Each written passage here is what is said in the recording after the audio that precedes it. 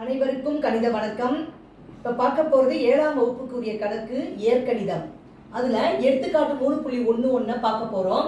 அடுத்தடுத்த இரு ஏழு எண்களின் கூடுதல் 75 எனில் அவ்விரு எண்களை காண்க அப்படின்னு சொல்லி கணக்கு கொடுத்துருக்காங்க. ஃபஸ்ட்டு அடுத்தடுத்த இரு ஏழு எண்கள், அந்த எண்கள் நம்ம என்ன பண்ணுறோம், ஃபஸ்ட்டு அந்த எண்கள் அந்த எண்கள் ஒரு எண் என்னது எக்ஸு கமா அடுத்து பார்க்குறப்ப இன்னொரு எண் எக்ஸ் பிளஸ் 1ன்னு எண்க.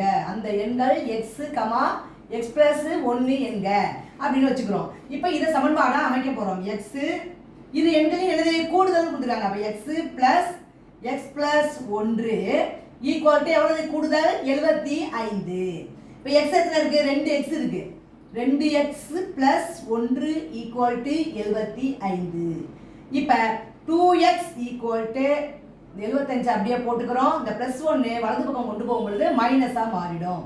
அப்போ 2x ஈக்குவல் டு 75 ஒன்றை கழிச்சா 74. இப்போ எக்ஸு தான் நமக்கு தேவை ஃபஸ்ட்டு. அப்போ எக்ஸ் ஈக்குவல் டு 74/2.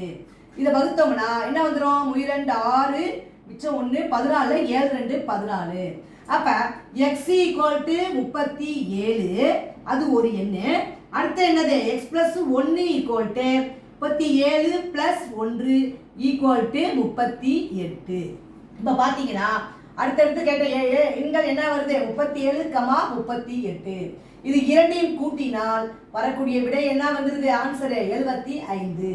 அப்போ அடுத்தடுத்த உள்ள எண்கள் இஸ் ஈக்குவல் டு